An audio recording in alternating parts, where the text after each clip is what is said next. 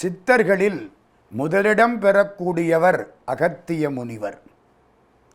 சிவபெருமானுக்கு இணையானவர் என்று சொல்லப்படக்கூடியவர். கடவுளுக்கு இணை யாருமே கிடையாது. தனக்கு இல்லாதவன் இறைவன். அந்த இறைவனுக்கே சமமானவர் என்று சொல்லத்தக்கவர் என்றால் அவருடைய பெருமை எவ்வளவுன்னு நம்ம தெரிஞ்சுக்கணும். சிவனை நிகர் புதிய வரை முனிவனகம் மகிழ இரு செவி குளிர இனிய தமிழ் பகர்வோனே. அருணகிரிநாத சுவாமி திருப்புகளில் சொல்றார், சிவனை நிகர் புதிய வரை முனிவன்ங்கிறார். புதிய மலையிலே வாழ்ந்த அகத்தியர் சிவபெருமானுக்கு சமானம். அப்படின்னா அவர் எவ்வளவு பெரிய சித்தராக இருக்கணும். அத்தனை சித்தர்களுக்கும் தொடக்கத்திலே வாழ்ந்தவர் அகத்தியர் என்று சான்றோர்கள் பேசுகிறார்கள். கும்பத்திலே இருந்து வந்தவர்.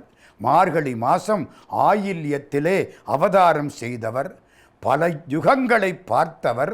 முதல் சங்கத்தில் சிவபெருமான் முருகப்பெருமான் ஆகியோருடன் இணைந்து பணியாற்றியவர் அகத்தியர். அந்த காலத்திலே சங்கத்திலே இணைந்து பணியாற்றியவர். பார்வதி திருமணத்தின் பொழுது அவர் தமிழ்நாட்டுக்கு வந்ததாக வரலாறு பேசுகிறது. பார்வதியின் திருமணத்துக்கு எல்லாரும் போய் சேர்ந்தார்கள் இமயமலையிலே. கூட்டம் அதிகமாகிவிட்டது. வடக்கு தாழ்ந்தது, தெற்கு உயர்ந்தது. இப்போ என்ன செய்கிறது? ரெண்டையும் சமப்படுத்தணும். சிவபெருமான் அகஸ்தியரை பார்த்தார். எல்லா கூட்டமும் இங்கே வந்துருச்சு, இதுக்கு சமமான ஆள் நீ தென்னாட்டுக்கு போ, அப்பத்தான் பூமி சமமாகும் அப்படின்னாராம். சிவபெருமானை பார்த்து அகஸ்தியர் கேட்டாராம், இந்த கல்யாணத்தை பார்க்குற வாய்ப்பு எனக்கு கிடைக்கலையே, கவலைப்படாதே, திருநெல்வேலிக்கு பக்கத்திலே பாபநாசத்திலே இந்த கல்யாணத்தை காட்டுவோம், மதுரையில் இந்த கல்யாணத்தை காட்டுவோம், நீ அங்கே பார்க்கலாம், இப்பொழுது சென்று வா. அகஸ்தியர் புறப்பட்டாராம். புறப்படுற பொழுது என்ன கேட்டாராம், நான் வழியில் பூஜை பண்ணணும், எனக்கு பூஜை பண்ணுறதுக்கு தீர்த்தம் தண்ணீர் வேண்டும். சிவபெருமான் காவிரியை கூப்பிட்டாராம். காவிரி இவரோட போ. காவிரிங்கிற அந்த நதி, அந்த பொண்ணு, அந்த பொன்னி, பொன்கொழிக்கும் பொன்னி என்ன கேட்டா தெரியுமா?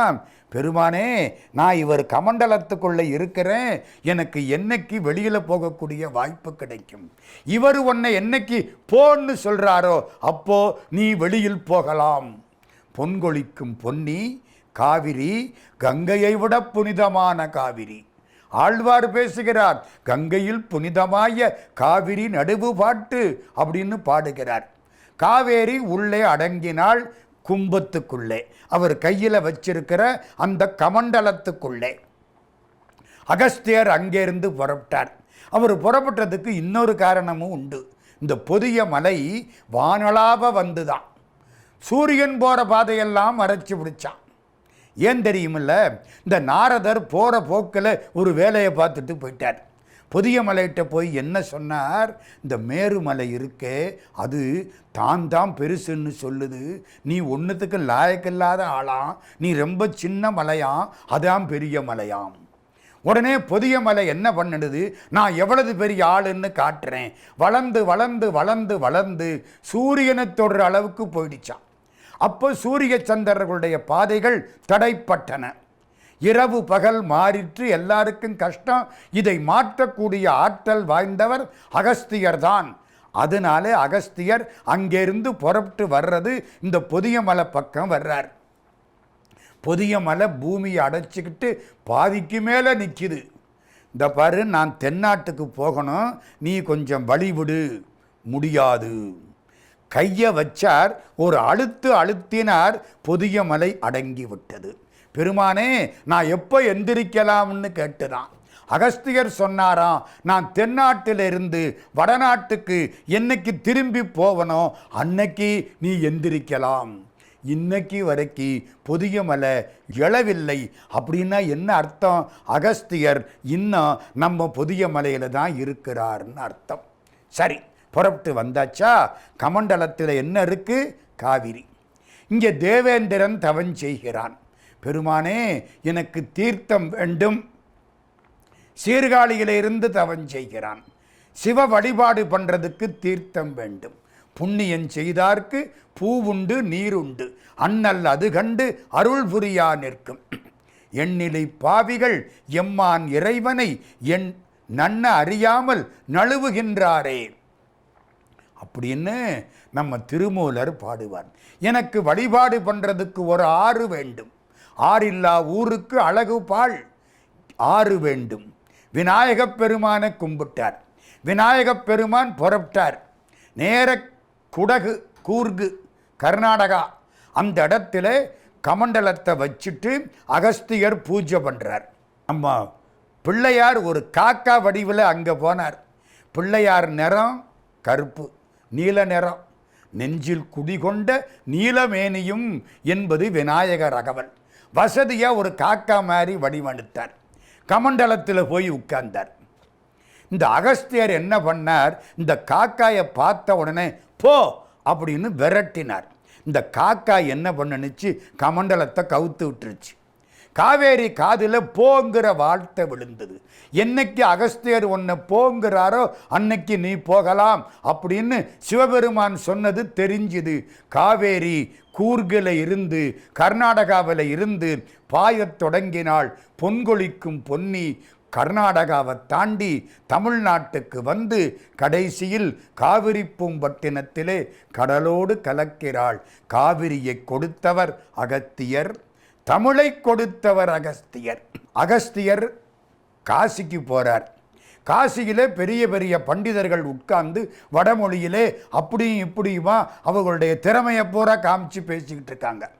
இவர் போனால் இவரை மதிக்கலை. இவர் காசி விஸ்வநாத பெருமான்கிட்ட போனாராம். பெருமானேன்னாராம்.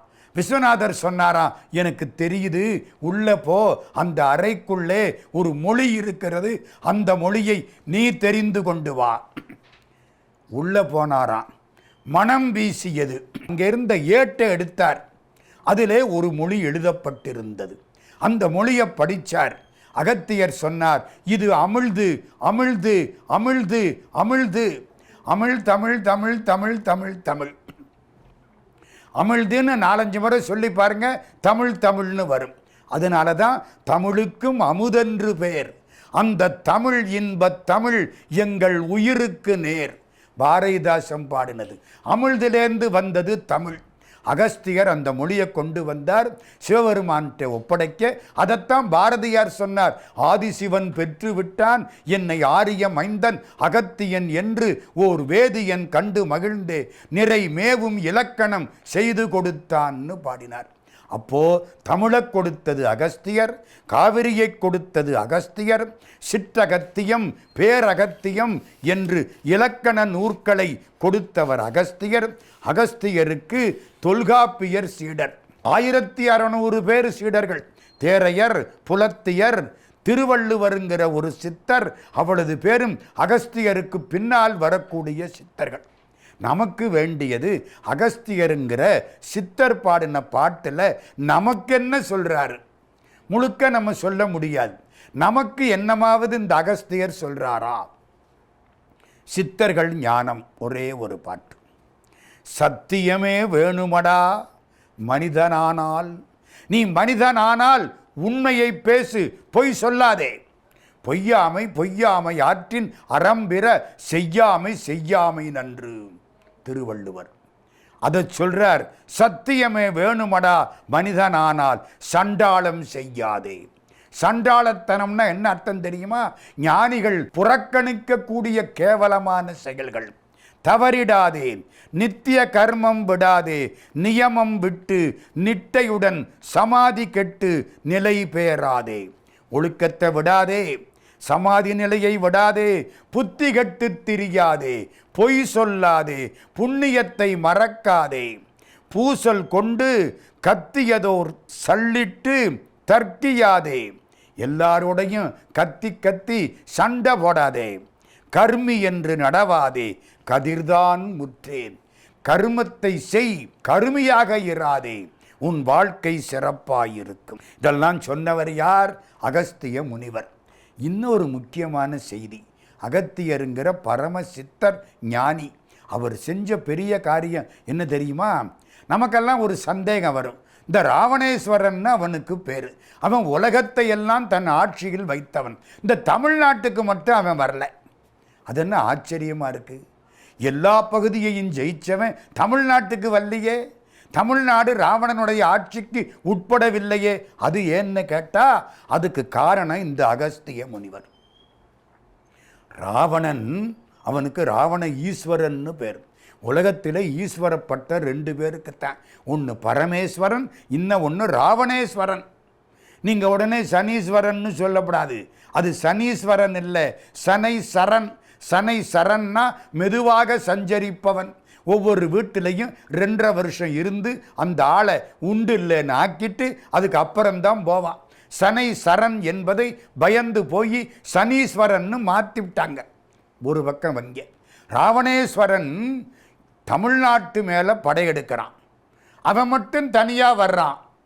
புஷ்பக விமானம். பொதிய மலையிலே அகஸ்தியர் உட்கார்ந்திருக்கார். தடுத்து நிறுத்திவிட்டார். என்னை தாண்டித்தான் நீ இதுக்குள்ளே போகணும். நெல்லு நிற்கிறான். வடநாட்டிலிருந்து வந்திருக்கிறான். புதிய மலையை தாண்டினாத்தான் தமிழ்நாட்டுக்குள்ளே வரணும். சந்தன பொதிய செந்தமிழ் முனிவனும் சவுந்தர பாண்டியன் எனும் தமிழ் நாடனும் சங்க புலவரும் தழைத்து நிதிருக்கும் மங்கள பாண்டி வளநாட்டுக்குள்ளே வரணும். அவன் புதிய மலையில் அகஸ்தியரை பார்த்துட்டான். அகஸ்தியர் சொன்னார், ராவணா, என்னை வென்றால்தான் நீ தமிழ்நாட்டுக்குள் போக முடியும். நான் என்ன செய்யலாம்னா சண்டை போடலாம். உனக்கு எந்த கலையில் அதிக ஆற்றல் உண்டோ அந்த கலையில் நீயும் நானும் போட்டியிடுவோம். பார்த்தான், எனக்கு எந்த கலையில் பிடித்தம், எந்த கலையில் நான் சிறந்தவன். நான் வீணை கொடியுடைய வேந்தன். வீணை வாசிப்பதில் நான் சிறந்தவன். சிவபெருமானையே என் வீணையினாலே மயக்கி தப்பித்து வந்தவன். கைலாசத்தை தூக்கிய பொழுது எம்பெருமான் கால் பெருவிரல் நகத்திலே நுனி அதால் அழுத்தினார். 1000 ஆண்டுகள் சிக்கினேன். யாழ் மூலம் எம்பெருமானுக்கு நான் வழிபாடு செய்தேன். அந்த யாழிசை கேட்டு எம்பெருமான் எனக்கு வாளையும் கொடுத்தார், நாளையும் கொடுத்தார். அகத்தியரே, நான் யாழ் மீட்டுவதில் சிறந்தவன். நீங்களும் நானும் அதில் போட்டி வைக்கலாம். நான் தோற்று போயிட்டா தமிழ்நாட்டுக்கு வரமாட்டேன். நீங்கள் தோற்றுவிட்டால் நான் தமிழ்நாட்டை கைக்கொள்வேன் சொன்னது ராவணேஸ்வரன். சரி, அந்த பக்கம் அகஸ்தியர் உட்கார்ந்தாராம், இந்த பக்கம் ராவணேஸ்வரன் உட்கார்ந்தான். முதல்ல யார் யாழ் மீட்டி பாடுவது? ராவணன் சொன்ன, அகஸ்தியரை நீங்கள் பாடுங்கள். அதற்கு அடுத்தாற்போல் உங்களை விட சிறப்பாக நான் பாடுகிறேன். சரி, அகஸ்தியர் யாழ் மீட்டினார். அற்புதமான இசை. இன்னிசை வீணையில் இசைந்தோன் காண்க அப்படின்னு மாணிக்கவாசக சுவாமி சொல்லுவார். குழலொலி, யாழொலி, கூத்தொலி, ஏத்தொலி எங்கும் குழாம்பெருகி நம்ம பல்லாண்டு பேசும். குழல் ஒலி மாதிரி யாழ் ஒலி. அருமையான இசை. கிண்ணற மிதுனம்னு சில பறவைகள், அதெல்லாம் மேலே தான் நிற்குமா. நல்ல இசை கேட்டாத்தான் கீழே வருமா. இப்போ அது வர்றதே இல்லை, புரிஞ்சுக்கிடுங்க. கிண்ணற மிதுனங்கள் கீழே வந்து உட்கார்ந்துருச்சான். அகத்தியர் யாழ் மீட்டின உடனே அருமையான இசை. அகத்தியர் நிறுத்தினாராம். ராவணா, இப்போ நீ பாடுன்னாராம். ராவணன் அப்படி திரும்பினான். அவனுடைய யாழை ஒரு பாறையில் வச்சிருந்தான். இப்போ திரும்பி யாழை தூக்குறான், தூக்க முடியல. ஏன்? அகஸ்தியர் பாடின பாட்டில் பாறை என்ற கல் உருகி விட்டது. பாட்டை நிறுத்தின உடனே உருகிய கல் இறுகி விட்டது. உருகின பொழுது உள்ளே சிக்கிக்கொண்ட யாழ் இறுகிய பொழுது வெளியில் எடுக்க வர முடியாமல் மாட்டிக்கொண்டது.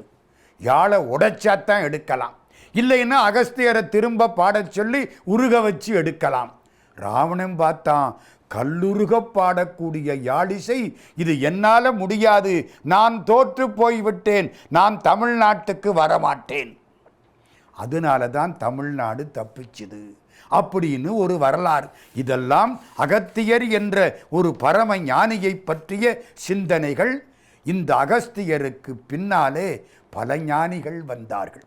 அவர்களையெல்லாம் நம்ம ஒவ்வொருத்தராக அப்பப்போ பார்த்துருக்கிறோம். இப்போ ஒரு முக்கியமான ஒருத்தரை பற்றி உங்கள்கிட்ட சொல்ல போகிறேன். நீங்கள்லாம் யாரை ஒருத்தரை பெரிய கவிஞராக நினைக்கிறீர்களோ, யார் ஒருவரை வரகவி என்று பாராட்டுகின்றீர்களோ, யார் ஒருவரை தேசிய கவி என்று பேசுகின்றீர்களோ, அவர் ஒரு சித்தர். அது யாரு உங்களுக்கு தெரியும். பாட்டுக்கொரு புலவன் பாரதியடா. அந்த பாட்டை பண்ணோடொருவன் பாடினானடா, கேட்டு கிறுகிறுத்து போனனேயடா, அந்த கிறுக்கில் உளரும் மொழி பொறுப்பாயடா. பாட்டுக்கு ஒரு புலவன் பாரதி அப்படின்னு சொல்கிறோமா இல்லையா? நீடுதுயில் நீக்க பாடி வந்த நிலா, காடு கமழும் கற்பூரச் சொற்கோ, அறம்பாட வந்த அறிஞன், புதிய மரம்பாட வந்த மறவன். பாரதிதாசன் பாடுறாரு. அந்த பாரதியார் அவர் ஒரு சித்தர். கவிமணி தேசிக விநாயகம் பிள்ளை கையை பற்றி பாடினார். இந்த கைக்கு என்னடா பெருமை அப்படின்னு பாடிக்கிட்டே போகிறார். என்ன பாட்டு அழகா வச்சார். நாடிய சீர் நாடடைய ராட்டுருட்டும் கையே. அந்த காலத்தில் ராட்டை வச்சு சுற்றித்தான் மகாத்மா காந்தி மக்களையெல்லாம் கொண்டு வந்தார். நாடிய சீர் நாடடைய ராட்டுருட்டும் கையே, நல்ல கதர் நெய்ய மிகு வல்லமை கொள் கையே. கதர் நெய்கிற பொழுது இந்த கைதான் பயன்படுது. அட கைக்கு சரிதான் பெருமை. அடுத்த பெருமை என்ன தெரியுமா? நாடிய சீர் நாடடைய ராட்டுருட்டும் கையே, நல்ல கதர் நெய்ய மிகு வல்லமை கொள் கையே, பாடிய வாய்த்தேனூரும் பாரதியார் பாடல், பண்ணமய பாடுதற்கு பாணி கொட்டுங்கையே. பாரதி பாட்டை பாடுற பொழுது இந்த கை தாளம் போடுதே. ஆகா, இந்த கைக்கு வேற என்ன பெருமை வேணும்? இப்படிப்பட்ட பாடல் யாரு பாட்டு? கவிமணி பாட்டு. நாடிய சீர் நாடடைய ராட்டுருட்டும் கையே, நல்ல கதர் நெய்ய மிகு வல்லமை கொள் கையே, பாடியவாய் தேனூரும் பாரதியார் பாடல், பண்ணமய பாடுதற்கு பாணி. பாணினா சப்பானி, இப்படி கையை தட்டுறது, தாளம் போடுறது. பாடியவாய் தேனூரும் பாரதியார் பாடல், பண்ணமய பாடுதற்கு பாணி கொட்டுங்கையே. இந்த பாரதியாரை நமக்கு கவிஞன்னு தெரியும், தேசப்பற்று உள்ளவர்னு தெரியும், 39 ஆண்டுகளில் மறைந்தவர்னு தெரியும், அவர் மாதிரி பாடுறதுக்கு ஆள் கிடையாதுன்னு தெரியும். சித்தர்னு தெரியுமா? பாரதி ஒரு சித்தர். அதைத்தான் நாம் இப்பொழுது சொல்லுகிறோம். பாரதியாரே அதை ஒத்துக்கிட்டு இருக்கார். எனக்கு முன்னே சித்தர் பலர் இருந்தாரப்பா, யானும் வந்தேன் ஒரு சித்தன் இந்த நாட்டில், மனத்தினிலே நின்று இதனை எழுதுகின்றாள். யார் எழுதுறா? மனோன்மணி என் மா சக்தி வையத்தேவி. நான் சொல்லல, பராசக்தி காளி மாதா அவள் சொல்கிறாள். பாரதி நீ ஒரு சித்தன். பாரதி ஒரு சித்தனா? புதுச்சேரியிலே வாழ்ந்த காலத்தில் பாரதியார் ஒரு சித்தராக திகழ்ந்தார். அதை நாம் தொடர்ந்து சிந்திக்கலாம்.